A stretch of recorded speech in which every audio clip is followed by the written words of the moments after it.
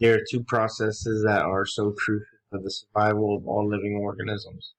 They share several similarities as well as differences, final products being a major difference. The focus of this video is to examine the relationship that exists between the two, the methodology in which oxygen and food substances are combined by an organism to convert the chemical energy therein to useful products while exerting a waste product in form of a carbon dioxide and water is called cellular process of respiration.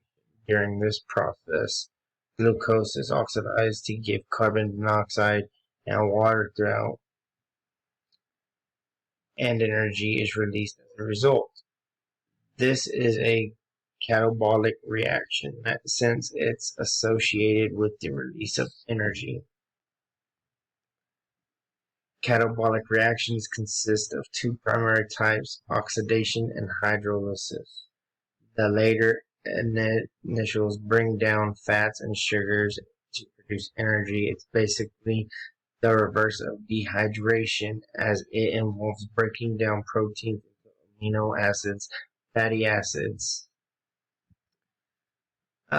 Initials the elimination of hydrogen from an organic molecule. This is done with the help of free radicals that acts as oxidants.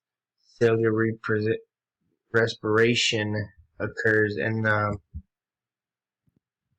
mitochondria, where the enzyme that catalyzes the respiration process is stored for eukaryotic cells containing a defined nuclear membrane.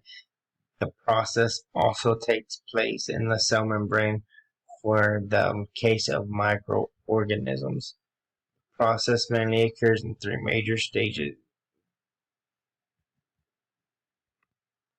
glycolysis, oxidative, and tricarboxylic acid cycle. Glycolysis occurs in 10 major stages, importing glucose to give two molecules of the emitted energy in the process has a store in ATP while moving the molecules to the mitochondria, where they undergo conversion to necessary for the next process. The next stage in the tricarboxylic acid cycle, which is crucial in breaking down organic fuel. The process annihilates 8 processes involving 8 different enzymes, producing energy at every stage. The energy produced here is captured by NAD plus molecules, which are converted later to ATP. The final stage is cellular respiration and oxidative